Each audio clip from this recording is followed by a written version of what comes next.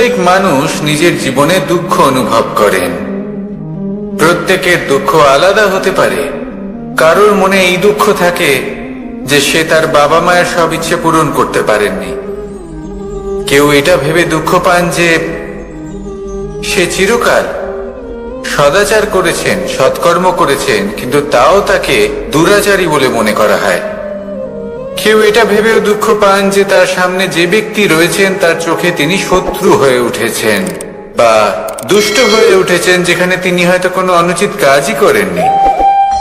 এবার এই সমস্ত বিষয় নিয়ে ভেবে নিজের ব্যক্তিত্ব নিয়ে সন্দেহ প্রকাশ করবেন না। যদি নিজের ব্যক্তিত্ব নিয়ে কোনো সন্দেহ থেকে থাকে, তাহলে কর্ম সংক্রান্ত প্রশ্ন করুন যে আপনি যা করেছেন তাতে কি উচিত ছিল, কি অনুচিত ছিল। যেটা প্রয়োজন সেটা এটা বোঝার যে আপনার অন্তর্মন, আপনার বিবেক আপনাকে কি বলছে, আর আপনার অন্তর্মন আর আপনার বিবেক আপনাকে যেটা করতে বলবে শুধু সেটাই করুন। আর তারপরে এই সংসার কি বলবে, কি ভাববে সেসব নিয়ে ভাবতে যাবেন না। কারণ এই সংসার তো ঈশ্বরকেও প্রশ্ন করে থাকে, ঈশ্বরকেও দোষী মনে করে। কখনো কখনো যখন কোনো ঘটনা মানুষের ইচ্ছা অনুযায়ী ঘটে না, তখন মানুষ এটা বলে যে হে ঈশ্বর, আপনি আমার পাশে থাকলেন না, আপনি বড়ই কঠোর, এটা আপনার দোষ। যেখানে বেশিরভাগ সময় হয়তো সে নিজেই নিজের কর্মফল ভোগ করছে। আর কখনো কখনো ঈশ্বর হয়তো তার জন্য আরো ভালো কোনো পরিকল্পনা করে রেখেছেন, কিন্তু মানুষ এটা বুঝতে পারে না। তাই দিনের শেষে যেটা প্রয়োজন সেটা হলো নিজের মনের কথা বুঝতে হবে। আপনার বিবেক কি বলছে শুধু সেটাই করুন, আর সামনে এগোতে থাকুন। আমার সাথে ভালোবেসে বলুন রাধা রাধা। সবাই বলেন যে জীবনে কাদের সঙ্গ লাভ করছি সেটা খুব গুরুত্বপূর্ণ। এক ঝুড়ি ফলের মধ্যে যদি একটা পচা ফল আপনি রেখে দেন, তাহলে আস্তে আস্তে সমস্ত ফল পচে যায়। সেই জন্য কথায় আছে যে কুসঙ্গ থেকে দূরে থাকো। কিন্তু কি করা যায়? এই সংসার খুবই ছোট। যেখানে আমরা কাজ করি, যেখানে আমরা থাকি, যে পথে আমরা আসা যাওয়া করে থাকি, যে পথে আমরা ভ্রমণ করি, সেখানে এমন অনেক সংখ্যক ব্যক্তি থাকেন যাকে দেখে আমরা মনে করি যে এদের থেকে দূরে থাকতে হবে। তখন আমরা কি করতে পারি? তাদের কি আমরা পরিত্যাগ করব? তাহলে এই সংসারে এমন অনেক মানুষ আছেন, তাহলে কি সংসারই পরিত্যাগ করব? না, সেই ফলের মতন হবেন না যারা একটি পচা ফলের উপস্থিতির জন্য নিজেরাও নষ্ট হয়ে যান। বরং হয়ে উঠুন চন্দন বৃক্ষের মতন, যেটা আসলে সাপেদের বাসস্থান, যেখানে অনেক সংখ্যক অত্যন্ত ভয়ানক বিষধর সাপ থাকে। তারপরেও এই চন্দন, সে কিন্তু নিজের শ্রেষ্ঠত্ব হারায় না, এর মূল্য কিন্তু সেই একই থাকে। মনে রাখবেন, এই সংসারে নিজের সঙ্গ বদলানোর পূর্বে নিজেকে বদলান। নিজেকে কিছুটা এমন ভাবে গড়ে তুলুন যে কেউ আসুক না কেন সে যেন আপনাকে বিভ্রান্ত বা দূষিত না করতে পারে। আসুন আমার সাথে ভালোবেসে বলুন রাধা রাধা। মানুষ জীবনে অনেক ধরনের সুখ লাভ করে। অর্থ সুখ, পরিবারের সুখ, বৈভবের সুখ। কিন্তু এমন একটা সুখ আছে যা বেশিরভাগ মানুষকে প্রভাবিত করে, কিন্তু সেই সুখ তাদের কোনো প্রয়োজনই নেই। সেটা হলো পরনিন্দা সুখ। অর্থাৎ এমন কোনো ব্যক্তিকে নিয়ে নিন্দা করা, তার প্রতি অনুচিত শব্দ প্রয়োগ করা, কারণ সেই ব্যক্তিকে আপনি পছন্দ করেন না। আর এমন অনেক মানুষ আছেন যারা এই কাজ করে খুব আনন্দ লাভ করেন, যেটা করা উচিত নয়। কারণ এতে আপনার সময়, আপনার ঊর্জা আপনার নিজের অন্তরের ইতিবাচক শক্তি আপনি নষ্ট করে ফেলছেন। আর এই সব কিছুই আপনার প্রয়োজন আছে। যাদেরকে আপনার পছন্দ নয় সেই ব্যক্তির বিষয়ে কথাই বলবেন না। সেই সব ব্যক্তির দিকে মনোনিবেশ করুন যাদের আপনি ভালোবাসেন। সেই সব কাজে মন দিন যেগুলো আপনার ভালো লাগে। সেই বস্তুর দিকে নজর দিন যেগুলো আপনার প্রিয়, নিজের লক্ষ্যের দিকে, এই সব কিছুর দিকে নয়। এমনটা করলে আপনার জীবনে আপনি সেই সব বস্তুর দিকে নজর দিতে পারবেন যারা প্রকৃত অর্থে আপনার জীবন আরো শ্রেষ্ঠ করে তোলে। এমনটাই করুন, জীবন আরো অনেক বেশি সুন্দর হয়ে উঠবে। আর তখন এই মন প্রসন্ন হয়ে বলবে, রাধা রাধা। আজ আমরা আবার সাফল্য আর অসফলতার বিষয়ে কথা বলবো। সফল ব্যক্তি কে হয় এবং অসফল ব্যক্তি কে হয়, এই বিষয়ে আমরা আগে অনেকবার কথা বলেছি। প্রত্যেক ব্যক্তি সাফল্য লাভ করতে চান, কিন্তু প্রত্যেক ব্যক্তি সাফল্য লাভের এই কাজে সফল হতে পারেন না। এবার এটা কেন হয়, এর পেছনে কারণটা কি? কারণ হলো ভয়। সফল ব্যক্তি হলেন তিনি যিনি নিজের সিদ্ধান্ত দ্বারা এই সমস্ত সংসারকে বদলে দিয়ে থাকেন, এবং অসফল ব্যক্তি হলেন তিনি যিনি এই সংসারকে দেখে এর বিষয়ে ভেবে নিজের সিদ্ধান্ত বদলে ফেলেন। প্রয়োজন হলো নিজের লক্ষ্যের বিষয়ে ভেবে দেখার, পথের বিষয়ে ভেবে দেখার। একবার যদি আপনি পথ নির্বাচন করে থাকেন, সেই পথে অগ্রসর হতে থাকুন আর তাতে অটল থাকুন। সবসময় দৃঢ় প্রতিজ্ঞ হন। আপনি যদি কোনো পথে টিকে থাকেন আর নিরন্তর পরিশ্রম করতে থাকেন, তবেই আপনার জীবনে সাফল্য আসবে। যদি কথায় কথায় লোকে কি ভাববে, লোকে কি বলবে, এ কথা ভেবে নিজের সিদ্ধান্ত পাল্টান, তাহলে কখনো নিজের লক্ষ্যে পৌঁছতে পারবেন না। আসুন আমার সাথে ভালোবেসে বলুন, রাধা রাধা। মানুষের 6টি বড় শত্রু রয়েছে, আর এরা অন্য কোথাও নয়, বরং মানুষের অন্তরেই বাস করে। এই 6টি শত্রু হলো কাম, ক্রোধ, মোহ, লোভ, ঈর্ষা আর অহংকার। কিন্তু এরা কি চিরকাল আপনার শত্রু হিসেবেই থেকে যায়? এদেরকে নিজের বন্ধু করে তোলা কি সম্ভব নয়? ভেবে দেখুন না। এবার যদি কথা বলি কাম নিয়ে, অর্থাৎ কামনা করা, তাহলে মানুষ যদি জীবনে কামনা করতে থাকে তাহলে সন্তোষের অনুভূতি লাভ করতে পারে না। কিন্তু এই কামনাই মানুষের বন্ধু হয়ে উঠতে পারে। কিভাবে? ধরুন, যদি মানুষ ভাবে আমি আরো অনেক বেশি শ্রেষ্ঠ ব্যক্তি হয়ে উঠতে চাই, আর তার জন্য কর্ম করে, পরিশ্রম করে, তাহলে ভবিষ্যতে গিয়ে শ্রেষ্ঠ ব্যক্তি হয়ে উঠতে পারে কামনার কারণে। অর্থাৎ এই কামনাই ওর বন্ধু হয়ে ওঠে। কিন্তু ধরুন কোনো মানুষ যদি চায় সে শ্রেষ্ঠ ব্যক্তি হয়ে উঠবে, কিন্তু তার জন্য না কোনো কর্ম করছেন আর না কোনো পরিশ্রম করছেন, আর অধর্মের পথে চলতে শুরু করে দেন, তাহলে এই কামনাই তার শত্রু হয়ে উঠতে পারে। এবার যদি এই কামনাকে নিজের বন্ধু করে তুলতে হয়, তাহলে নিজের নির্বাচনে বিচক্ষণ হতে হবে, নিজের মস্তিষ্কের ওপর নিয়ন্ত্রণ রাখতে শিখতে হবে। সেটাই করুন আর আমার সাথে ভালোবেসে বলুন, রাধা রাধা। আজ আমরা মানুষের আরো একটি শত্রুর বিষয়ে কথা বলবো, যার নাম হলো লোভ।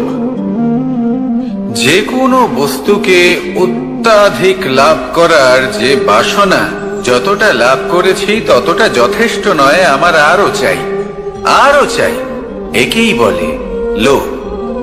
এবার এই লোভ আপনার জীবনে শুভ না অশুভ, আপনার মিত্র নাকি আপনার শত্রু, সেটাও নির্ভর করছে আপনার উপর। যেমন ধরুন, কোনো ব্যক্তির অসম্ভব ধনের লোভ, সে সেটা অর্জন করছে আর সেটা সংগ্রহ করছে, আর সেটা লাভ করার জন্য সে অনৈতিক কাজ করছে। যদি এই সব হতে থাকে তাহলে লোভ কিন্তু আপনার পক্ষে অত্যন্ত ক্ষতিকারক। কিন্তু যদি সেই ব্যক্তি ধরুন ধন অর্জন করছেন, তার সাথে নীতিও পালন করছেন, আর সংগ্রহ করার পরে সেটা সংসারে ছড়িয়ে দিচ্ছেন, যদি এমনটা হয় তাহলে এই লোভ আপনার বন্ধু হয়ে উঠতে পারে। যদি আপনার সৎসঙ্গ লাভ করার, সৎকর্ম করার লোভ থাকে, তাহলে আপনি কখনো একা থাকবেন না। যদি ভালোবাসা প্রদান করার লোভ থাকে, এই সংসারকে সাহায্য করার লোভ থাকে, তাহলে এই লোভ যা সংসারের শত্রু, সেটা কিন্তু আপনার সাথে পরমাত্মার মিলন ঘটাতে পারে।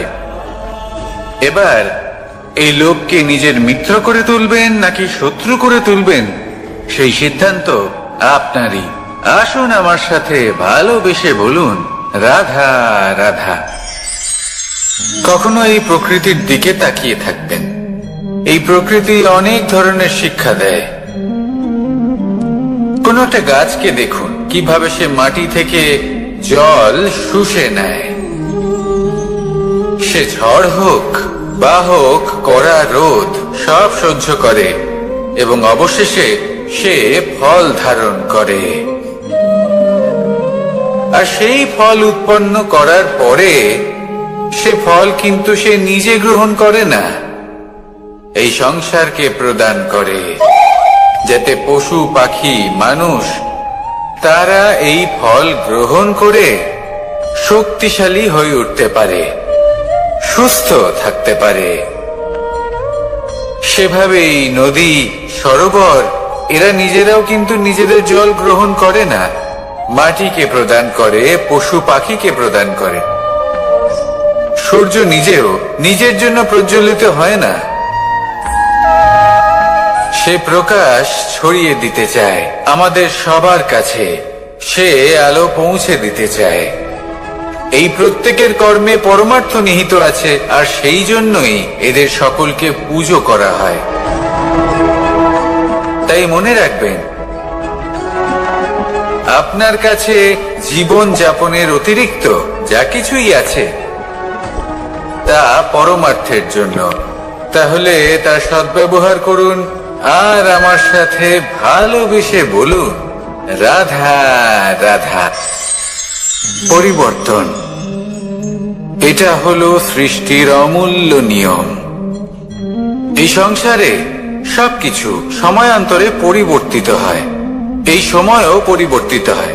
পরিবর্তন চিরকাল হয়ে এসেছে আর চিরকাল হতে থাকবে। কিন্তু এবার আমরা সেই পরিবর্তন কিভাবে লাভ করব, যেটা আমাদের প্রয়োজন, যেটা আমরা চাই। আমরা জীবনে বিকাশ চাই। এই বিকাশ কিভাবে লাভ করতে পারি? এই প্রকৃতি কিন্তু আমাদের অত্যন্ত উত্তম উদাহরণ দিয়ে বুঝিয়েছে। একটি বিন্দুর উদাহরণ দিয়েছে, যা ভবিষ্যতে একটা বিশাল নদীর আকার ধারণ করে। এটা কিভাবে হয়? মেঘ থেকে একটি বিন্দু ঝরে পড়ে সেই পর্বতের ওপর যেখানে হিম আছে। সেই হিমের সংস্পর্শে আসা মাত্র সেই বিন্দুর সাথে আরো বেশ কিছু বিন্দু যুক্ত হয়। তারপর তারা অগ্রসর হয়, আরো কিছু বিন্দু যুক্ত হয়, আস্তে আস্তে একটা ক্ষীণ ধারার রূপ ধারণ করে, এবং সেটাই ভবিষ্যতে আরো এগোতে থাকে। অনেকটা যাওয়ার পর যখন অনেক সংখ্যক বিন্দু একসাথে যুক্ত হয়, তখন সেটা বিশাল নদীর আকার ধারণ করে। এবার আমরা মানুষ বলে আমাদের সাথে এই নিয়মের অন্যথা হয় তা নয়। আমরাও এই প্রকৃতির অংশ, আমাদের ক্ষেত্রেও একই নিয়ম প্রযোজ্য। যখন পরিশ্রম করে অনেক সংখ্যক বিন্দু আমরা একত্রিত করব, তখনই পরিবর্তনের নদী প্রবাহিত হবে। প্রয়োজন হলো নিরন্তর পরিশ্রম করা এবং ধৈর্য ধরা। এটা করতে থাকুন জীবনে সবকিছু লাভ করতে পারবেন। কারণ প্রকৃতি আমাদের এটাই শিখিয়েছে, আর আমরা এই ব্রহ্মরই একটি অংশ, যার দ্বারা এই ব্রহ্মাণ্ড নির্মিত। আসুন আমার সাথে ভালোবেসে বলুন, রাধা রাধা। আমরা সকলে সামাজিক জীব। মানুষের সাথে দেখা সাক্ষাৎ করা এটা চিরকালই চলতে থাকে। আমরা কখনো কাউকে উপহার দিই, আবার কখনো কেউ আমাদের উপহার দেয়। কখনো কি এমন হয়েছে যে আপনি কাউকে একটা উপহার দিয়েছেন, কিছু সময় পরে বা কিছু মাস পরে সেই উপহারই ঘুরে ফিরে আপনার কাছেই এসেছে, অর্থাৎ সেই বস্তুটাই আপনার কাছে আবার ফিরে এলো? এরকম হয়। ছেলেবেলায় একদিন একজনের বিবাহ ছিল। তখন মা তাকে একটা উপহার দিতে চাইছিলেন, তাই তিনি একটা পোশাক বানালেন আর সেটাকে সুসজ্জিত করছিলেন। আমি দেখলাম আর জিজ্ঞেস করলাম যে, মা, এই পোশাক এত সুসজ্জিত করার কি আছে? তখন মা বললেন যে, কানাই, কখনো কাউকে এমনই উপহার দেবে, এমন প্রকারে দেবে যে সেটা যদি আবার ঘুরে ফিরে তোমার কাছে ফিরে আসে, তাহলে যেন তোমার খারাপ না লাগে। এটাই কিন্তু হয় আমাদের ব্যবহারের সাথে, কর্মের সাথেও এবং আমাদের কথার সাথেও। তেমনই আচরণ করবেন যে আচরণ আপনি সহ্য করতে পারবেন। যদি মুখ থেকে কটু কথা বেরোতে থাকে, তখন নিজেকে সংযত করে নিন। সেই শব্দই প্রয়োগ করুন যেটা আপনি তার বদলে শুনতে চাইবেন, এবং আপনার দুঃখও হবে না। কারণ আপনার কর্ম এমন একটা উপহার যেটা আবার ঘুরে ফিরে ফলস্বরূপ আপনার কাছেই আসবে। সেই জন্য নিজের আচরণ শুভ করুন, নিজের মানসিকতা শুভ করুন, নিজের মুখ থেকে মধুর বাণী নিঃসৃত করুন, আর এইভাবেই মধুর ভাবে বলুন, রাধা রাধা। এই সংসারে প্রত্যেকটা জিনিসের নিজস্ব একটা বিশেষত্ব আছে, আর তার বিশেষত্বর জন্যই তাকে বিশেষ গুরুত্ব দেওয়া হয়। যদি কথা বলি অস্ত্রের, যেমন তরোয়াল। তরোয়াল নির্মাণ করা হয়েছে রক্ষার জন্য। কত তাড়াতাড়ি সে সামনে উপস্থিত শত্রুকে নিধন করতে পারে। এবার এই তরোয়ালের কোন গুণটা দেখা প্রয়োজন? সেটার ধার। সেই বস্তুটি নয় যার মধ্যে এই তরোয়াল রাখা হয়। সেইভাবেই যদি আমি কথা বলি বানের, তাহলে এটা প্রয়োজনীয় নয় যে সেই বান কতটা তীক্ষ্ণ, কতটা বলশালী। এটা দেখা প্রয়োজন যে তার আকারটা কেমন। সে কি বাতাস ভেদ করে নিজের লক্ষ্যে পৌঁছতে পারবে? সেটা বেশি গুরুত্বপূর্ণ। সেই জায়গাটা নয় যেখানে সেই বান রাখা হয়। ঠিক সেইভাবেই যদি আপনি কোনো মানুষেরই মূল্য বুঝতে চান, তাকে পরখ করে দেখতে চান, তাহলে তার জাতি, তার ধর্ম, তার রূপ, তার আকার, সেগুলো দেখে তাকে পরখ করতে চেষ্টা করবেন না। তাকে পরখ এই সব কিছুর ভিত্তিতে করবেন না। তার স্বভাবটা দেখুন, তার গুণ দেখুন, তার প্রতিভা দেখুন, তার কর্ম দেখুন। কারণ এটাই সেই ব্যক্তির আসল পরিচয়, এটাই হলো তার অস্তিত্ব। যখনই আপনি কোন নর্তককে শ্রেষ্ঠ নৃত্য প্রদর্শন করতে দেখেন, তখন আপনি কিন্তু এটা ভাবেন না যে সে কোথা থেকে এসেছে, সে কি খায়, ওর বন্ধু বান্ধব কারা। আপনি তার নৃত্য দেখেন, ওর শিল্প দেখেন, সেটারই প্রশংসা করেন, সেটাকেই সম্মান করেন। সেইভাবে এই সংসারে সকলকে সম্মান করুন। আর এই সম্মানের আধার হওয়া উচিত তার গুণ, তার স্বভাব, তার কর্ম, তার রূপ আর তার বেশভূষা নয়। আসুন আমার সাথে ভালোবেসে বলুন, রাধা রাধা। এই সংসার বলে যে কৃষ্ণ হলো মহাযোগী। কেউ বলে যে কৃষ্ণ হলো সাংখ্য যোগের প্রবর্তক, কেউ বলে ভক্তি যোগের, কেউ বলে জ্ঞান যোগের, কেউ কেউ এটা মনে করেন যে অষ্টাঙ্গ যোগের প্রভু হলাম আমি। কিন্তু এই যোগ আসলে কি? যোগ বিষয়টাকে বোঝা খুব একটা কঠিন নয়, কিন্তু সেই যোগকে নিজের যাপনের অংশ করে তোলা হলো অত্যন্ত কঠিন, আর তার জন্য প্রয়োজন অভ্যাস। যোগ শব্দটার অর্থ হলো যুক্ত করা, আর এটা আমি ছোটবেলায় শিখেছিলাম। যখন আমার মাখন খেতে ইচ্ছে করত আর মা মাখনের সেই হাঁড়িটা ওপরে টাঙিয়ে রাখতেন, তখন আমরা ভাবতাম যে অত দূরে পৌঁছবো কি করে। তখন আমরা যোগের বিষয়ে জানতে পারলাম, আর তখন জানতে পারলাম যে সব থেকে গুরুত্বপূর্ণ যোগ আসলে কি? সহযোগিতা, সাহায্য।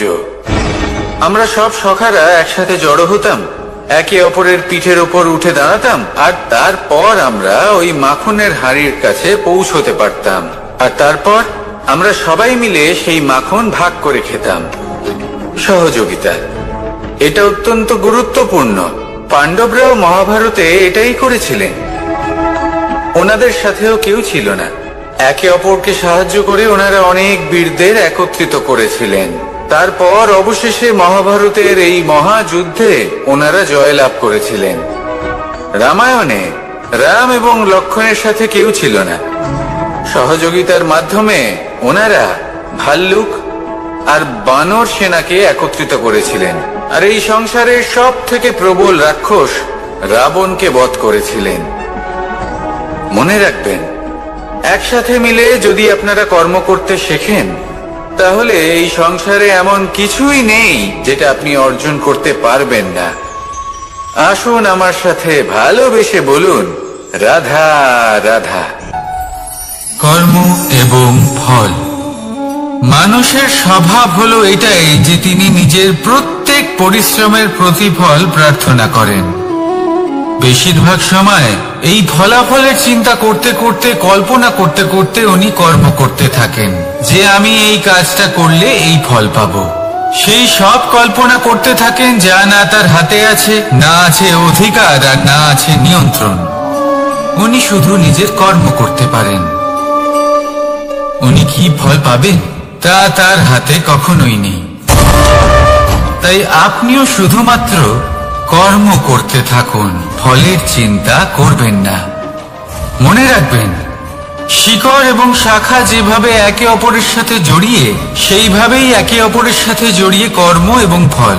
যেরকম কর্ম আপনি করবেন, সেরকম ফল আপনি অবশ্যই পাবেন।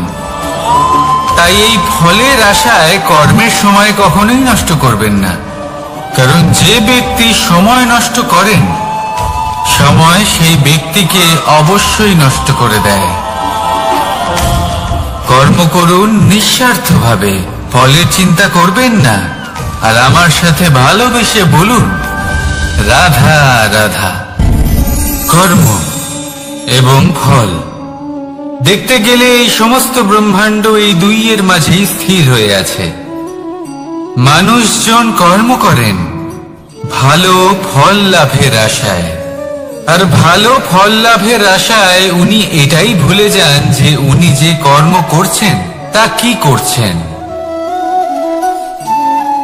আমি বলেছিলাম কর্ম করুন ফলের চিন্তা না করে, কিন্তু কি কর্ম করছেন সেই বিষয়ে ভাবাটাও অত্যন্ত আবশ্যক। না তো অনেক সময় আমরা এমন কর্ম করে ফেলি যা না চাইতেও বিষে পরিণত হয়, যা হয়েছে দুঃশাসনের সাথে, দুর্যোধনের সাথে, গুরু দ্রোণের সাথে। একজনের মানসিকতা উচিত ছিল না, একজনের বিবেক উচিত ছিল না, আরেকজন যে পক্ষ নির্বাচন করেছিলেন সেই পক্ষ উচিত ছিল না। আর যা কিছু ওনাদের সাথে হলো, আপনার, আমার, আমাদের সকলের সাথে তা হতে পারে। আমি বলেছিলাম কর্ম করুন, ফলের চিন্তা করবেন না, কিন্তু এই কর্মের বিষয়ে বিচার করে দেখাটাও ততটাই আবশ্যক। দেখুন, কর্ম করার উচিত প্রক্রিয়া ফলের চিন্তা না করা, কিন্তু যদি আপনার কর্ম শুভ হয়, তাহলে তার ফলও নিয়তি আপনাকেই দেবে। সর্বদা কর্ম করার সময় এটা ভাবুন যে আপনার এই কর্ম এই সংসারকে, এই সমাজকে, আপনার পরিবারকে, আপনার আশেপাশের মানুষজনকে কোন দিশায় নিয়ে যাবে। যদি এটা সবার জন্য মঙ্গলময় হয় তাহলে কর্ম করতে থাকুন। আর হ্যাঁ, নিশ্চিত রূপে ফলের চিন্তা করবেন না। আসুন আমার সাথে ভালোবেসে বলুন, রাধা রাধা। বটবৃক্ষের বীজ সর্ষের দানার থেকেও ছোট হয়, কিন্তু যখন তা নিজের রূপ ধারণ করে তখন তা বিশাল বৃক্ষের আকার ধারণ করে, যা সহস্র বছর ধরে বেঁচে থাকে, ছায়া প্রদান করে, পাখিদের আশ্রয় প্রদান করে, আর দেয় পথচারীদের বিশ্রাম করার স্থান। কেন? কারণ সেই ছোট বীজ তা মাটির ভেতরে গিয়ে নিজের খোলস ত্যাগ করে। অন্ধকারে থাকে সে, যতই আলো আসুক না কেন, যতই বর্ষা আসুক না কেন, সব সহ্য করে। আর তারপরে একটা চারা গাছ অঙ্কুরিত হয়, তারপর ধীর গতিতে একটা বিশাল বৃক্ষতে পরিণত হয়। দেখুন, জীবনে কঠিন সময় আসে, এই জন্য নয় যে আপনি হার মেনে নেবেন, এই জন্য আসে যাতে আপনি ভবিষ্যৎ নির্মাণের জন্য নিজেকে তৈরি করতে পারেন। যদি কঠিন সময়ে আপনি ওই বীজের মতো দৃঢ় হয়ে থাকতে পারেন, তাহলে আপনিও একদিন সেই বিশাল বৃক্ষের মতো নিজের অস্তিত্ব গড়ে তুলতে পারবেন, যা সহস্র বছর পর্যন্ত মনে রাখা হবে। আসুন আমার সাথে ভালোবেসে বলুন, রাধা রাধা। এই ব্রহ্মাণ্ড কত বৃহৎ, তাই না? যার সম্মুখে এই পৃথিবীকেও একটা বিন্দুর মতো মনে হয়। আর এই পৃথিবীতে আমরা কে হই, আমাদের আকার কিরকম, আমাদের অস্তিত্বই বা কি? যখন আমরা এভাবে ভাবি তখন মনে হয় আমরা কিছুই নই। তা আমরা যখন কিছুই নই, তাহলে আমরা এত চিন্তা করি কেন? কি ভেবে ভয় পাই? কাকেই বা এত ভয় পাই?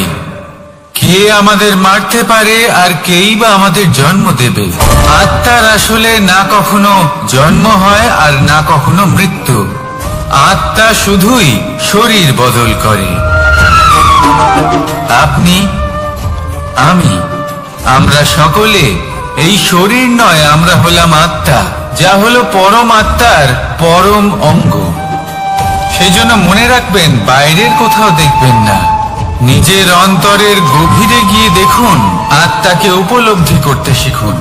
ক্লেশ, ভয়, চিন্তা, এই সব কিছুর থেকে নিজেকে দূরে রাখুন, তাহলেই উপলব্ধি করতে পারবেন পরমাত্মাকে।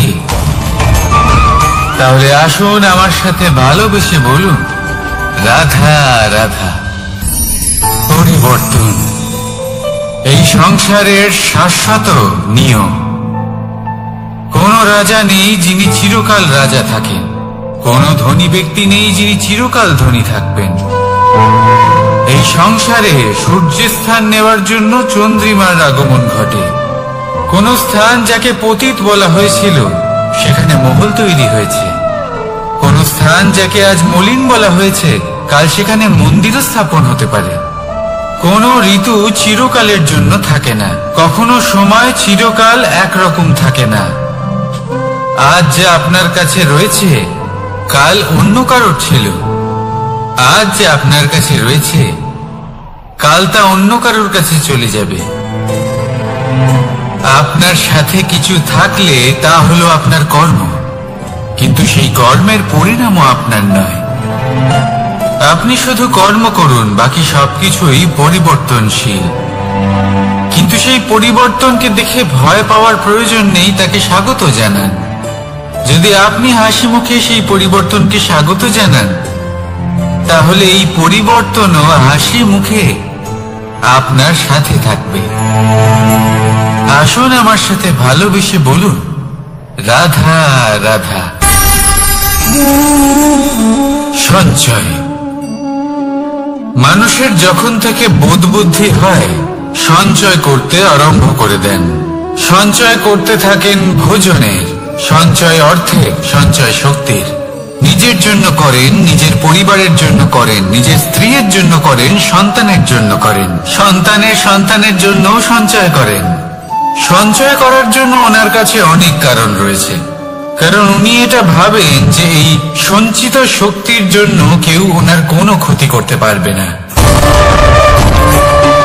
মানুষ ভুলে যান একটা গুরুত্বপূর্ণ কথা, এই সত্য, উনি এই সংসারে খালি হাতেই এসেছিলেন, আর এখান থেকে ওনাকে খালি হাতেই যেতে হবে।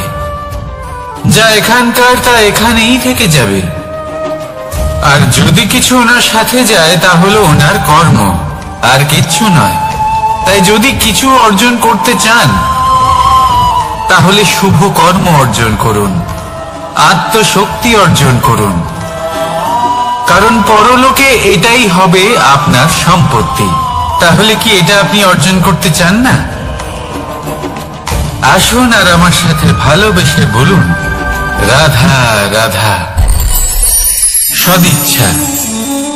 দেখতে গেলে 3 অক্ষরে তৈরি এই শব্দ, কিন্তু সমস্ত ত্রিলোক তার উপরেই আধারিত। আপনি এই সংসারে এসেছেন, তখন অবশ্যই শ্বাস নেবেন, কিন্তু তার বদলে আপনাকে কিছু তো দিতেই হবে। আপনার উপর নির্ভর করছে আপনি কি দেবেন। কি দেবেন এই সংসারকে, এই সমাজকে, নিজের পরিবারকে, আর তার বদলে কি নেবেন? যশ নাকি অপযশ? দেখুন, এক ছিল রাবণ, যে কিনা সমুদ্র পার করলো সীতাকে অপহরণ করার জন্য, আর এক ছিলেন রামচন্দ্র, যিনি সমুদ্র পার করেছিলেন, সেতু বানিয়ে গিয়েছিলেন সীতাকে ফিরিয়ে নিয়ে আসার জন্য। দুজনেই সমুদ্র পার করেছিলেন, শুধু পার্থক্য ছিল সদিচ্ছাকে বোঝার, লক্ষ্যের। অনেক মানুষের যাত্রা একরকম হতেই পারে, কিন্তু আনন্দ তখনই লাভ করবেন যখন লক্ষ্য শুভ হবে, মহান হবে। এই লক্ষ্য দিয়ে এই সংসারের কল্যাণ হবে এবং মানুষের সম্মান হবে। যদি আপনার সংকল্প উচিত হয় তাহলে আপনার লক্ষ্য উচিতই হবে, নয়তো শুধুমাত্র বিনাশ হবে।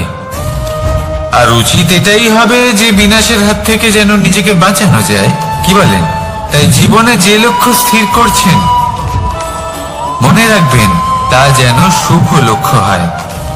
যদি এরকম হয় তাহলে আপনার যাত্রা, আপনার জীবন দুটোই শুভময় হবে। আসুন আর আমার সাথে ভালোবেসে বলুন, রাধা রাধা। সুরক্ষা। এই সুরক্ষা আসলে কি? এটা কি কোনো কবচ নাকি কোনো সীমা? এই সুরক্ষা আসলে অন্য কিছু।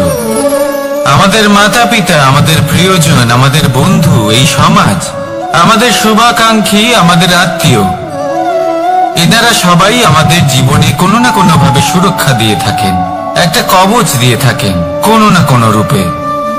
কিন্তু দেখতে গেলে আমাদের পরাক্রমের পথে, আমাদের বীরত্বের পথে, আমাদের সাহসের পথে এই সুরক্ষাই সব থেকে বড় বাধা হয়ে দাঁড়ায়। একবার ভেবে দেখুন, যদি আপনি কোনো সুরক্ষাই না পান, বা যদি আপনি এই সুরক্ষা ভেঙে বাইরে আসতে পারেন, তাহলে আপনার বীরত্ব চরম সীমায় পৌঁছে যায়। কেন? কারণ তখন আপনি জানেন যে এই সংসারের সম্মুখীন আমাদের নিজেদেরই হতে হবে। আপনি বুঝে যান যে শত্রুর সম্মুখীন এবার নিজের বলের দ্বারা, নিজের পরাক্রমের দ্বারা, নিজের সাহসের দ্বারা করতে হবে। আর তখন আমাদের মনের মধ্যে এই শক্তি জাগ্রত হয়। এই শক্তি অন্তরেই বসবাস করে, শুধু এটা চিনে নিতে হবে, একে জাগ্রত করতে হবে। আর এটা সুরক্ষা ভেঙে যাওয়ার পরেই সম্ভব হয়। আর যারা নিজের শক্তি সম্পর্কে জানেন,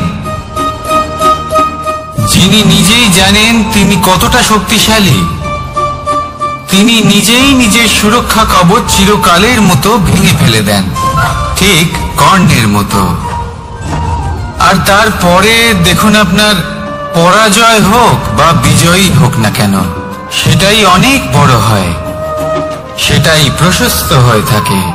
সেই জন্য ত্যাগ করুন নিজের ভয়কে, নিজের আশেপাশের এই সুরক্ষা চক্রকে ভেঙে ফেলুন, আর সম্মুখীন হন এই সংসারের নিজের শত্রু সম্মুখীন হন। পরাক্রমের এই অঙ্কুর, তা অঙ্কুরিত হওয়ার জন্য বীজের উপরের এই কবচ, এটা ভেঙে যাওয়া অতি আবশ্যক। আসুন আমার সাথে ভালোবেসে বলুন, রাধা রাধা। যখন আমরা হাঁটতে থাকি আর আমাদের পায়ে কাঁটা বিঁধে যায়, তখন মুখ দিয়ে আহ বেরিয়ে আসে, কান্না চলে আসে, আর অনেক সময় অভিশাপও বেরিয়ে আসে। কিন্তু আমরা কি কখনো এটা এইভাবে দেখেছি, এইভাবে ভেবেছি যে আমরা যে পথে চলেছি সেই পথে কাঁটা বিঁধেছে, নাকি আমরা সেই পথ নির্বাচন করেছি যাতে শুধুই কাঁটা রয়েছে? নাকি আমরা এভাবে ভেবে দেখেছি যে এই কাঁটা আমাদের কষ্ট দিতে এসেছে, নাকি এটা আমরাই বিছিয়ে রেখেছিলাম? সাবধান থাকা উচিত ছিল, কারণ কাঁটা বিঁধলে যন্ত্রণা হবে, চিৎকার করে ফেলতে পারি, মুখ থেকে অভিশাপও বেরিয়ে আসতে পারে। কিন্তু এই অভিশাপ শুধুমাত্র আমাদের তরফ থেকে অভিশাপ হয়, সামনের ব্যক্তিটির উপরও নির্ভর করে। এবার সেই ব্যক্তি যদি এমন হয় যে ফুল আর কাঁটা এই দুই সমানভাবে গ্রহণ করতে পারে, তার কাছে অভিশাপও বরদানে পরিণত হয়। শেষ পর্যন্ত ব্যাপারটা দাঁড়ায় ভাবনা, চিন্তা, দৃষ্টিভঙ্গির ওপর। কারণ আপনার এই ভাবনাই সত্যি হয়ে সামনে আসে। সেই জন্য এই ভাবনা, চিন্তা, মানসিকতাকে গুরুত্ব সহকারে দেখবেন। এই বিবেচনা নিয়ে বিবেচনা করতে শিখুন। আমার কথার অর্থ হলো যে জীবনে যখন এরকম কিছু একটা ঘটবে, তখন ভেবে দেখুন যে এরকম কেন হলো। আপনি কি এমন কোনো কর্ম করেছিলেন যার কর্মফল এটা? এমন কোনো কাজ যা অনুচিত ছিল, অসত্য ছিল, যা অভদ্রতার কারণ ছিল? ভেবে দেখা প্রয়োজন। দেখুন, ইচ্ছে হলো আপনার যে আপনি কি করতে চান, ভাবনা আপনার, সত্য আপনার, জীবন আপনার, সিদ্ধান্ত আপনার। আসুন আর আমার সাথে ভালোবেসে বলুন, রাধা রাধা। সময়, এই সময় আসলে কি? এই সময় একটা সরল রেখা তো কখনোই নয়। সময় হলো একটা চক্র, যেখানে এর আদি সেখানেই হলো এর অন্ত, আর যেখানে তা শেষ হয় সেখান থেকেই তার শুরু হয়। এই সময় একটা অত্যন্ত বিচিত্র চিন্তা, বিচিত্র ভাবনা, একটা বিচিত্র বস্তু যা কেউ বুঝতে পারেন না।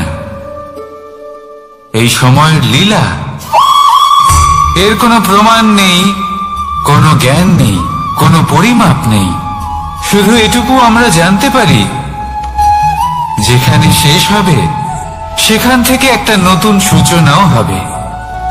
যা আজ আপনার কাছে আছে, কাল অন্য কারোর কাছে যাবে, তারপরে তার কাছ থেকেও অন্য কারোর কাছে যাবে, তারপরে তার থেকেও ছিনিয়ে নেওয়া হবে। এই নিয়তির একজনের কাছ থেকে অন্যজনের কাছে আদান প্রদানের এই সময় হলো আপনার সময়।